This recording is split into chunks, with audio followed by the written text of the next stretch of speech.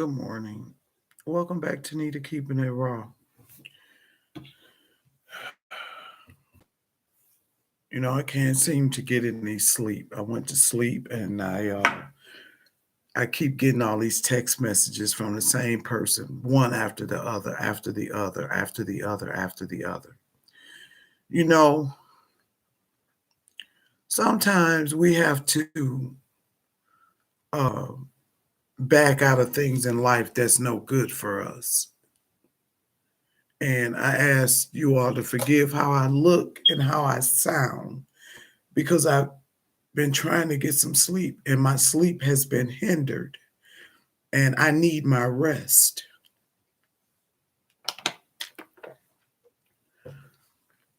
Listen,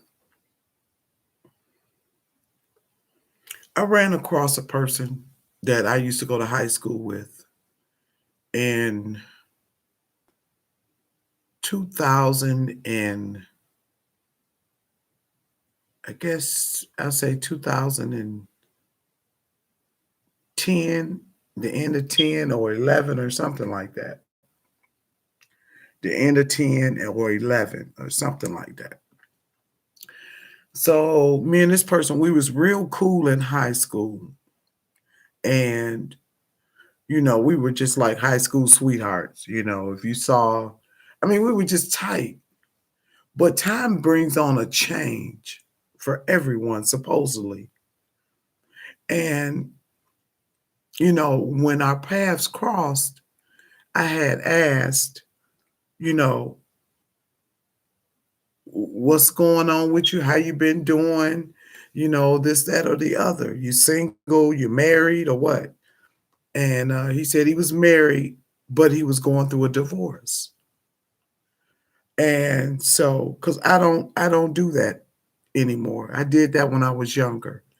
That's bad karma, messing with somebody else's husband, because I don't want anybody messing with mine. And so, as you know, I had a birthday celebration, and they came out the end of that year, and they showed up or whatever, and that was that. Didn't hear from them for a minute, and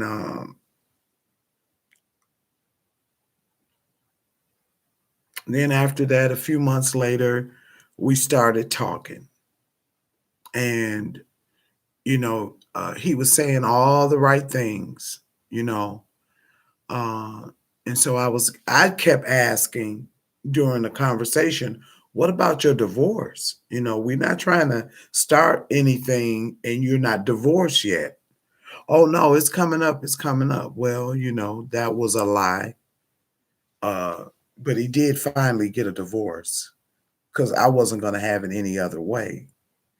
And uh, so, you know, when he got the divorce, that was in 2012, and I had noticed a a personality trait, but I didn't want to judge because like I said, it had been like 30 years since I saw this cat, and I'm like, well, time brings on a change in everybody's life. And, so we started, dating, you know, uh, and then, like I said, his divorce came in 2012. So we started actually being a pair. And we started taking vacations. Uh, one particular vacation, one of his daughters went with us to see his brother's wife, and the daughter was, I didn't know, the daughter was sent as a spy. When we got on vacation, we drove all these miles, and when we got there, he was like, "Oh, we can't sleep together." And I kept wondering, okay, why is he acting talking about we can't sleep together? What you mean we can't sleep together? Sleep together any other time. So what is you talking about? We can't sleep together. Well, that's because the daughter was the spy for the mama, you know. And, like I say, tonight it just pissed me off to festivity because, you know, I don't bother him. I let him do his thing. He do just what he want to do. And I don't say anything. So I think I skipped too far ahead. So his sister, one of his sisters, she was really livid about the daughter going in the first place. And she said, that ain't nothing but her mama saying, I didn't understand any of this. Not that I'm a greenhorn or anything like that, but I just didn't understand. Not at all. Okay, why, if you divorce, why is the mama sending the daughter on vacation with us to spy on you to see what you doing if you divorce? Okay, so I went through that crazy phase, right? Then we took another vacation and we went to see some of my people. And we got a hotel room at one of the casinos, the boats down south. And he acts like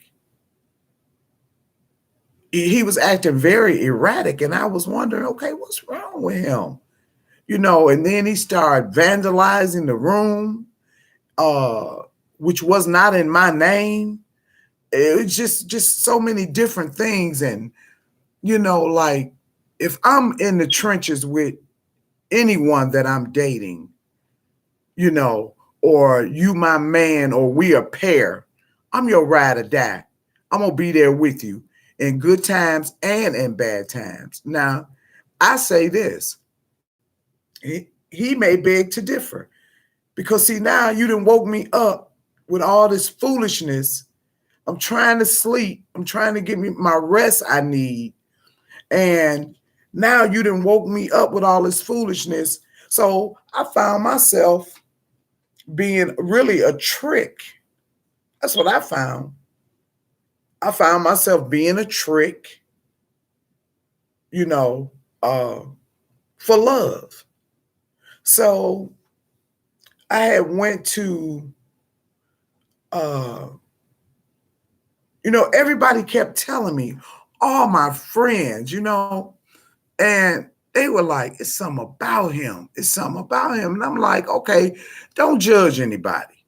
If it's something about him that you don't like, that's fine. Because it's not for you to like him. It's for me to like him. I've been knowing this person a long time. For years, I've been knowing of him, but I didn't know him. He had a couple sides to him that it didn't start manifesting until 2 or 3 years into the relationship. So we had went one day, I went to get my eyes checked. And uh sure, he came out with his violin or whatever else. And I say, well, hey, I had a few twos and fews. I said, you get your eyes checked. I'll pay for it, no problem. So that led to a high price ticket price. My glasses was like $59 plus tax. His glasses was about $400. I'm like, what?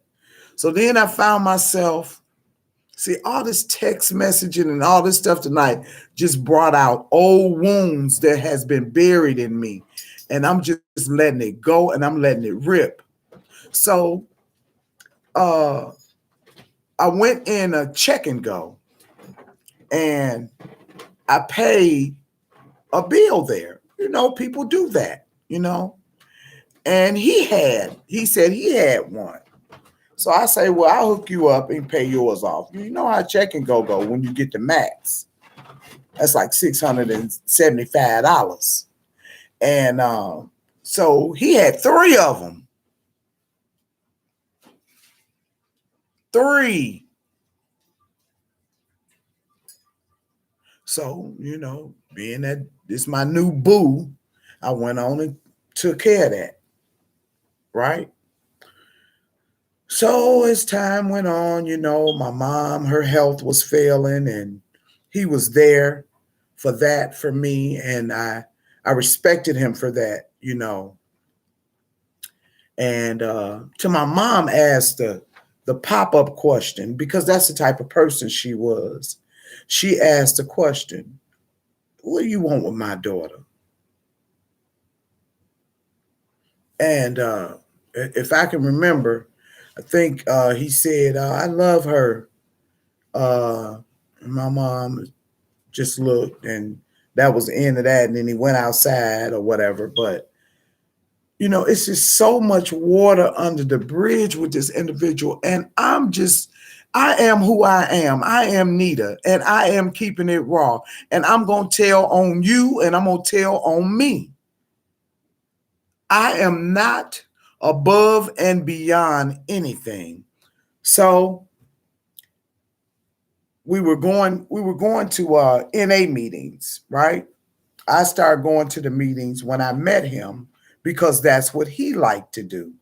So whatever you like to do, I'm going to be there encouraging you to do you and giving you that support. Well, one of the NA meetings, it was a Caucasian girl, and she called me and she was crying, and she said, I am so sorry. And I said, well, what's wrong? Well, he tried to get to me before she got to me, but it didn't work out that way. And she said, he offered me $50. I said, $50? And I'm saying to myself, what kind of guy is this? This is not the same guy that I know. Nobody is the same after 30 years, but to have some type of class about yourself, you acting like a thug, you acting like a street rat. I'm saying to myself, you propositioning women, giving them money. So, of course, I got the money back, and that was the end of that, right? And like I said, he blamed everything but himself. Everybody's wrong but him. Okay, so I'm done with that. That's over. So we were at another facility where this girl had a porn website, and I guess where you can, turn tricks, or I don't know, turn tricks, or maybe a call girl or something like that. So, see, I had a great peripheral vision, very good. So I saw her pass him a telephone number. I didn't say anything. I didn't make a scene out in the public or anything. See, the thing is that he knows Nita. And I told him this on more than one occasion. I told him, you don't know Nita B. She's dead. I buried her a long time ago when I left my job because she was treacherous.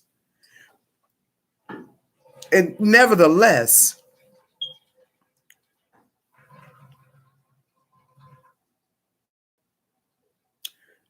got to the house, called him out on it. Oh, he went erratic. Most people that do that are guilty. I knew that, but I could not see the forest for the trees because, I loved this guy for so many years, and then when that opportunity came for us to be together, he was a complete disappointment. I mean, completely.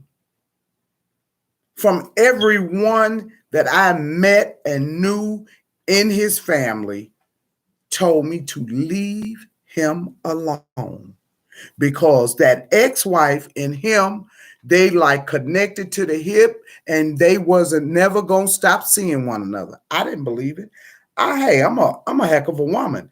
I feel as though I could fill any woman's shoes, but I'm not going to be competing with somebody that says, they're for me and I'm saying I'm for them. So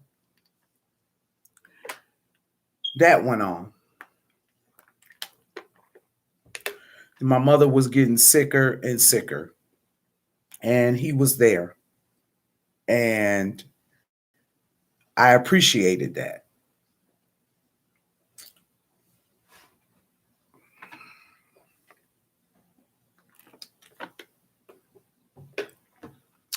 And then my mom's health, her health really started failing really bad. And so, he was my confidant. He would give me words of encouragement, when I was feeling low and just going through hell and high water. All this time, I didn't know that he was being a man. He wasn't acting as if he was in a relationship. It was all about him, what his physical, sexual desires were, no matter what I was going through. So then that's when I start seeing him for what he was. And slowly after that, I start paying close attention. And then there was another woman. And then there was another woman. And then one woman was so bold, she came here to the house. Someone that he knew from his past, that he was still kicking it with on the down low. So we were watching, I think it was on a Sunday. It was movie day. And we were watching movies in the den, in the family room. And my neighbor called me on my telephone and said that it is a car that is blocking your driveway. And I'm like, a car blocking my driveway? And I said, well, who's in the car? So they said it's a female in the car. I say, a female? He's trying to keep me sitting down watching the movies because he nickel slick. Oh, don't worry about that. Don't worry about that. Come on, let's just sit down. Well, it was somebody, that same woman from his past, that he had told where I live, because she couldn't have found me any other way. So I said, oh, so you got her coming to the house? Now, this ain't the first woman. The signs is written on the wall. Every time I turn around, here's another sign, another sign, another sign. So she got too bold and she kept coming. So I went downtown and I put a PPO on her. And when she got before the judge, she had tics. She was like, and I'm saying to myself, oh, okay. She got mental issues. But I'm going to have to do whatever I have to do. So I told him he had to go. So he left. And guess where he went? To stay with her. And the next time I saw him, just like the man whore he was, he had on new clothes and he was walking around acting like he was I'm just saying to myself, okay, that's it. That's enough for me. So that woman passed. He begged his way back into my life again. Oh, it won't happen again. It won't happen again. So after that, my mom passed, and it was a really rough time. I didn't have time to focus on a man that was acting like a child, that his brain has not developed, like he was still in an incubator or something. So my mom's homegoing came and went, and then I started going into like this guy. I mean, a person can say, I have reverence, and oh, are you okay? And are you this? And are you that? Are you this? And are you that? Are you okay? They can say that they care, but actions always speak louder than words. So I went to get my mammogram. Shortly after that, because when my mother would fall, I would let her fall on me so she wouldn't hurt herself, and then trying to pick her up. So I thought I had strained something in my chest.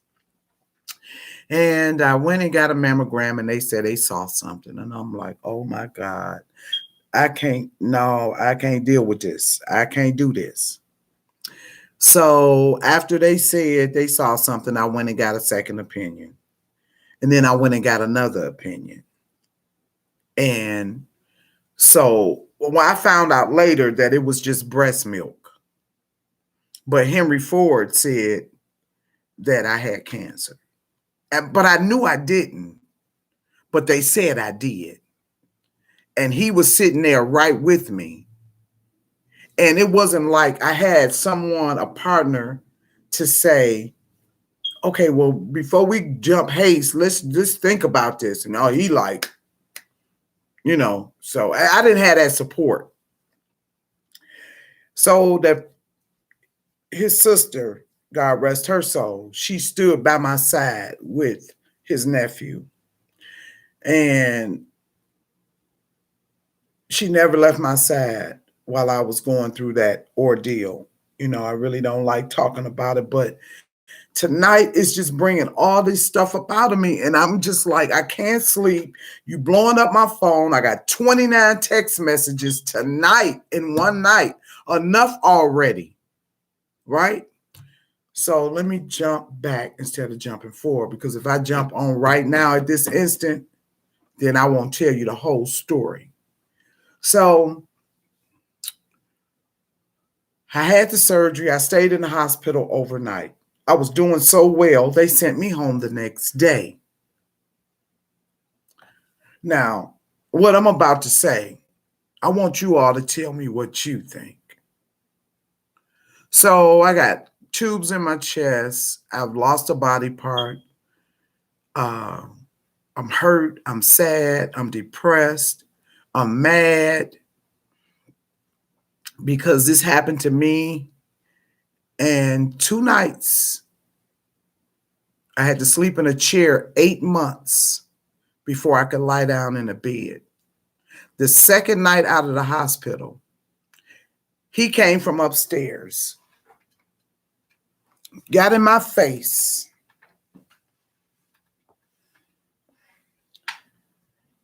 and said that he wanted me to perform a sexual act on his penis.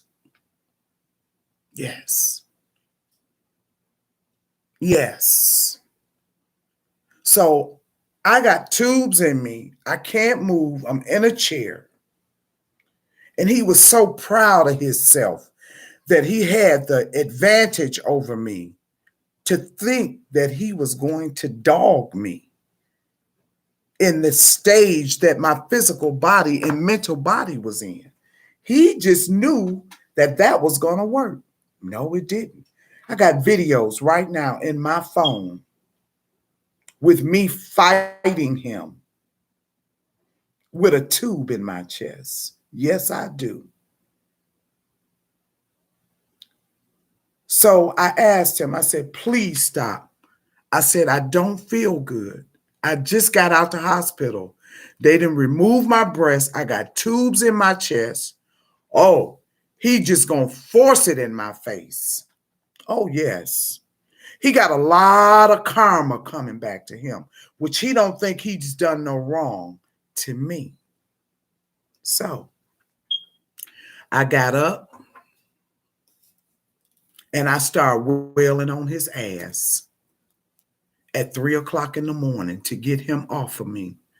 I told his brothers, I told his brother and all his sisters what he had done. And I told my entire family, the entire family. So I told him he had to go.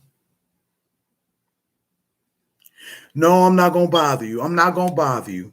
I was wrong. He good to apologize. Don't mean nothing. Because he turned right around and do the same crap all over again. Because I allowed it. See? I allowed it. That was partially, the majority of it was my fault. He should have been gone out of my life. So, just before the surgery,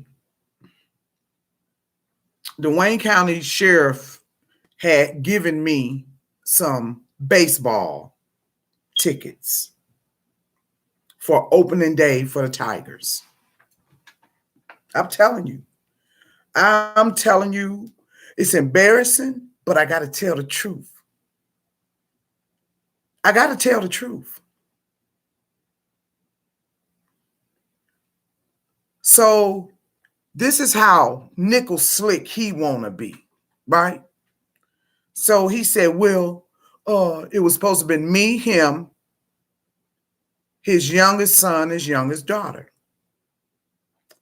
So when he went to go get the kids and then come back and pick me up, he called from across town and said that the son's friend was over visiting and he wanted to go. So I told him, well, go on and take the kids. No problem. I done been to many a baseball game. Ain't no biggie. So the sheriff called me back and said, I got some more tickets. And I said, good. So I called an associate of mine and I asked her, did you want to go to the ballpark to watch the Tigers play? So she said, yes. When we got to Comerica Park, there he is sitting up there with his ex-wife and his kids. That's the kind of nigga. That's what I'm talking about. A no good, dirty nigga. Only reason I didn't show my ass at the ballpark was because I didn't want to embarrass the sheriff because those were his seats. And I wasn't going to do that. So by the time he came back here, he was living with me. By the time he came back here, it was hell to pay the captain. You think you slick. So now you using me for your ex-wife and you telling her one thing and telling me another. You shouldn't have never got a divorce. Excuse me 1 minute.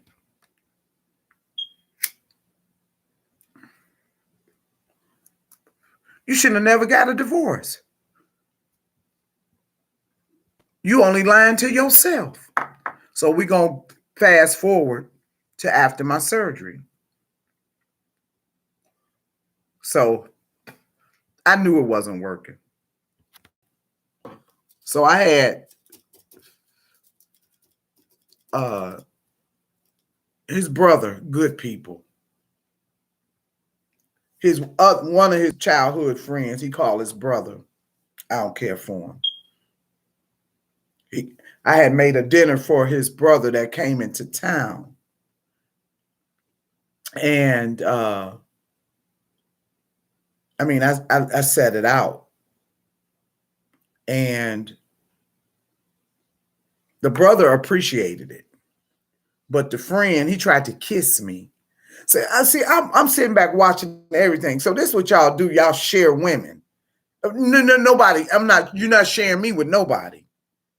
I don't get down like that. I ain't cut from that cloth. Okay?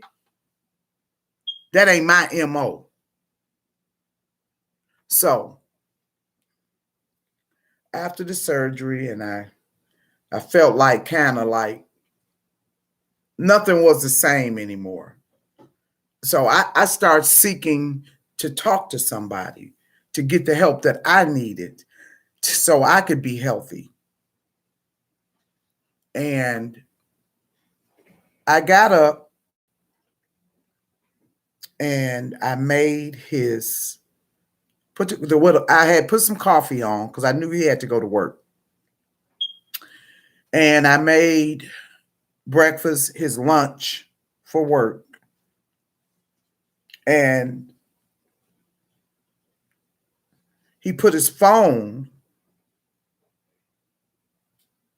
in the kitchen nook.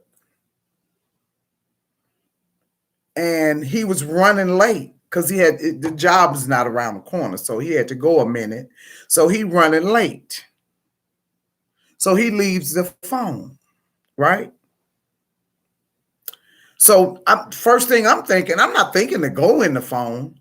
I'm thinking, oh my God, he done left the phone. So I hurried up and took it off the charge because I didn't notice it till later. I was like, it's gonna kill his battery. I took the phone off, put it on the little divider from the living room to the kitchen nook, and the chime went off. Right? Always keep his phone locked. Okay. Sign of a cheater. So when it chimed, I thought it was him calling me maybe from work, right? Bring me my phone, right? No. It was a picture, 5 pictures of the ex-wife holding up her private parts, posing for him. Oh yeah. So many low down, dirty things that he has done to me, right? And now you text me 29 times tonight talking about you want me back? Really? Let me go back some more.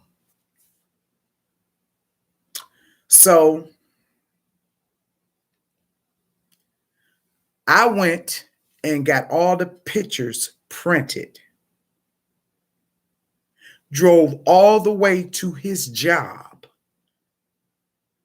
put him in his windshield wiper of her naked ass all over his seats, and told him, when you get off work, come get your clothes. Now, mind you, this is 2017. You've been divorced since 2012. You sent your youngest daughter on vacation with us to spy in 14. So you ain't never stopped doing her. But I don't know this. I mean, good to the grandkids, washing, cooking, cleaning, going out for outings like families do. No, I was just a sucker. 29 text messages tonight. Please, you can beg. I don't care. Let's go back some more. So, my cousin's ex-wife,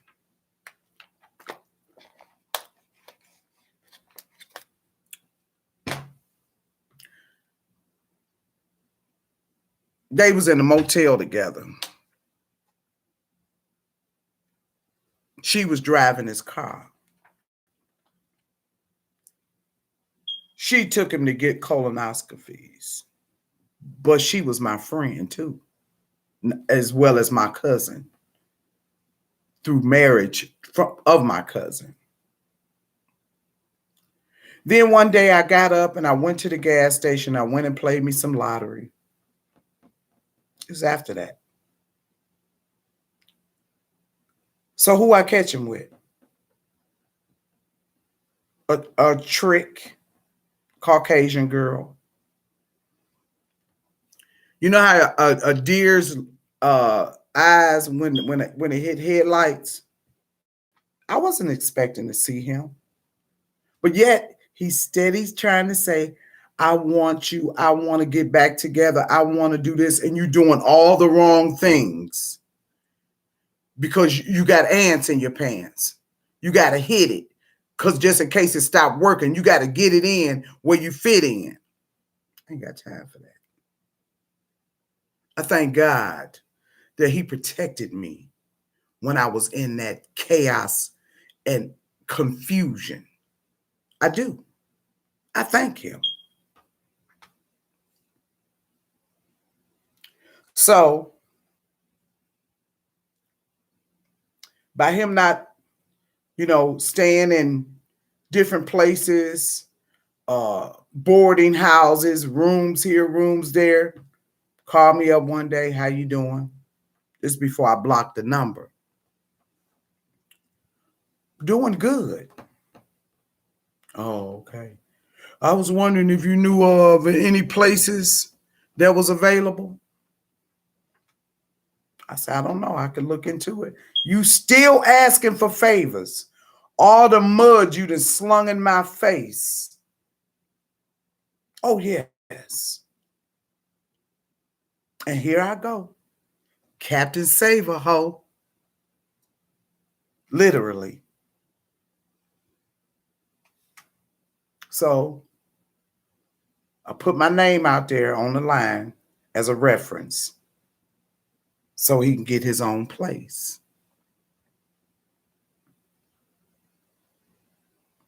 Got his place. Didn't have anything in there.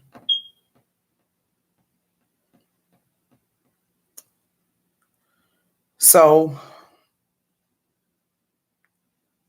other than a few little miscellaneous things that he have now that I don't know what's in his place, but I know that I helped furnish that place. When I walked in that place needed a lot of work. And the people that owned the place had enough respect for me to do everything that needed to be done for someone to move in the place and feel comfortable. They even put in new windows.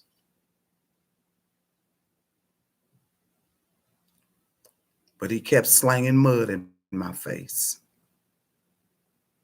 Yeah. So after, did my little good deed, when you sow good seeds, good things come back to you. Right? So one day I was riding and I looked. Well, his brother had already told me.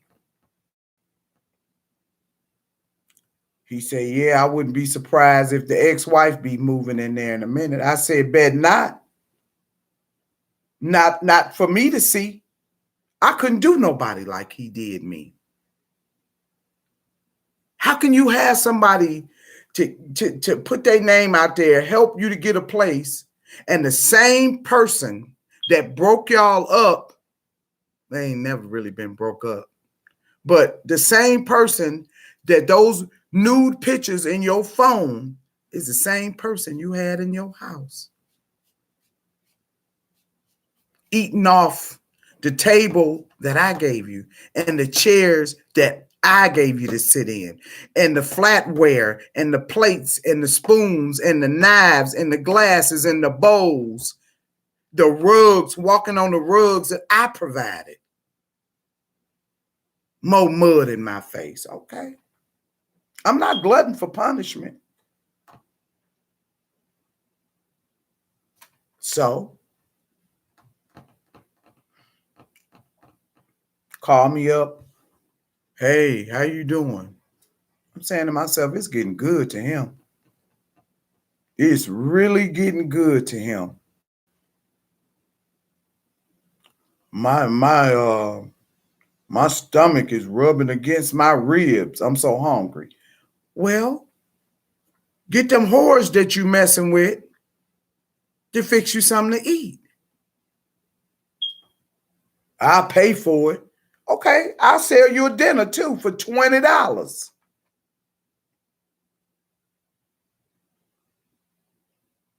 I did.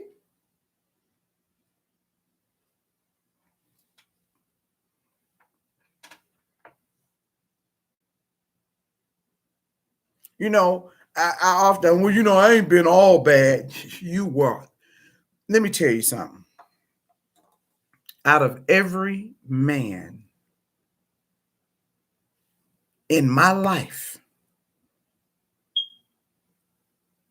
that I have had any relations with, by far, this is the worst piece of crap I have ever dealt with. The best time of his life and my life for even knowing him was in high school. And that's been a long time ago. So, fast forward for the last few days, he been trying to reach out to me. Nope, not answering. Last night I got mad. Night before last, I got mad.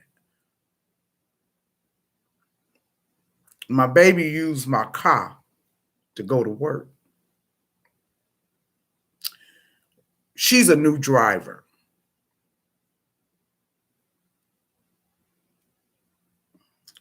He flashing lights behind her, calling her on her telephone. She trying to stay focused to pull up in the driveway.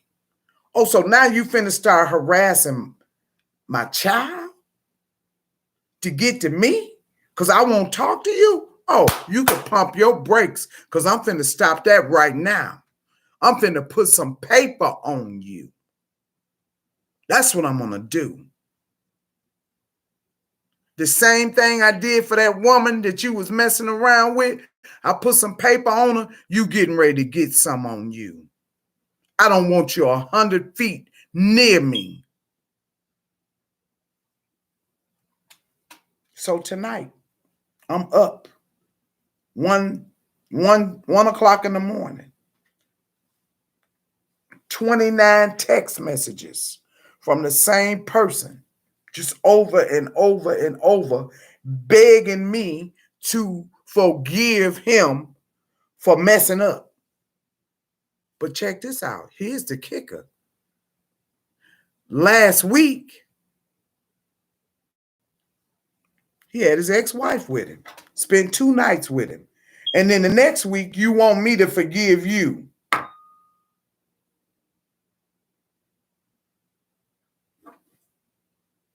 Let me tell you something. I'm not doing this.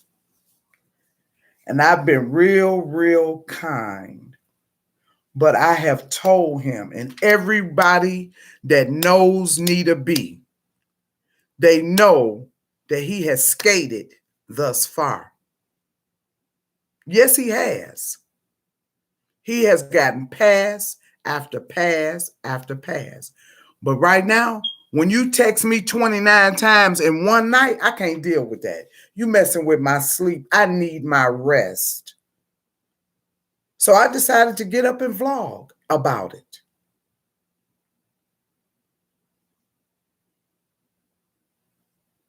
And the text messages, the last couple ones I read was so disgustingly slimy. Just like the person he is. A snake. A slimy snake. And no thank you.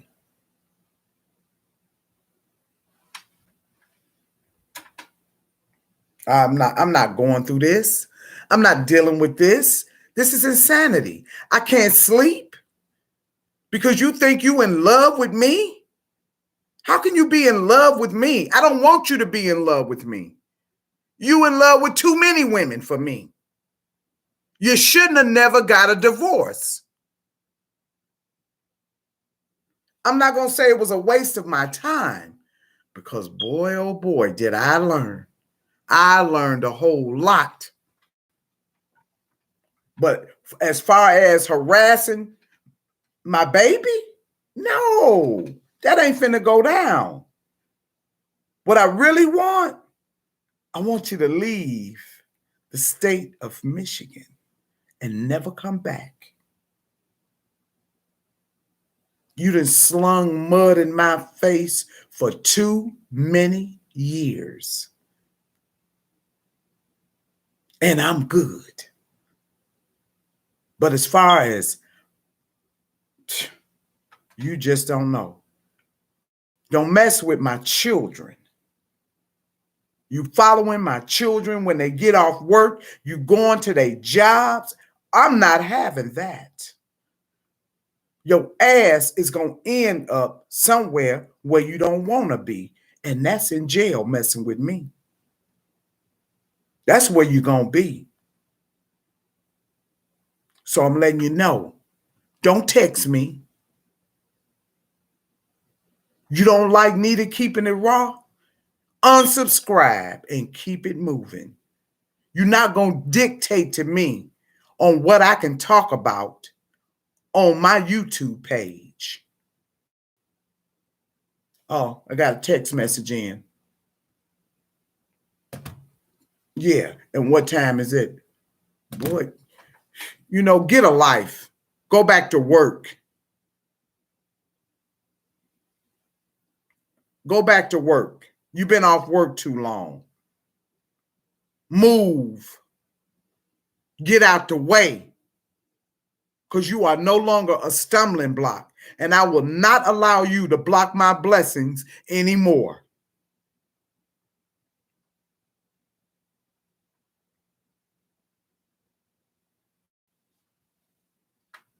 Now I'm getting ready to go back to sleep. It's 2:13 in the morning. And normally I'd be really double clutching by now. But it's 2:13 in the morning. And I'm going to attempt to go back to sleep. And that's another thing too. I got in my car last week. And I went to turn the radio on and it didn't work. Wires hanging everywhere.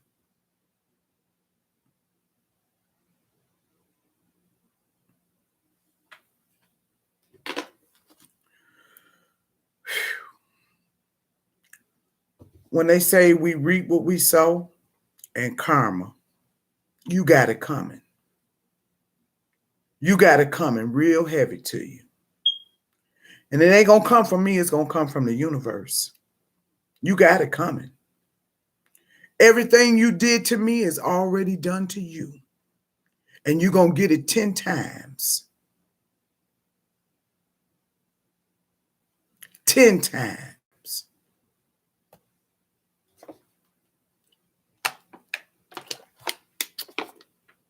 Try to get me some sleep. If I continue to get text messages, I've gotten 29 already this morning that hindered me from getting some rest. If I continue to get more, I'm going to the police station this morning. And I'm going to do what I got to do to get some peace. Because my home is quite peaceful as long as I keep the devil out. This is Nita keeping it raw. This vlog was for me to clear my mind, to let you know how I feel. And any ladies or any guys that's going through whatever I talked about tonight, get rid of it. Because it ain't nothing but some garbage.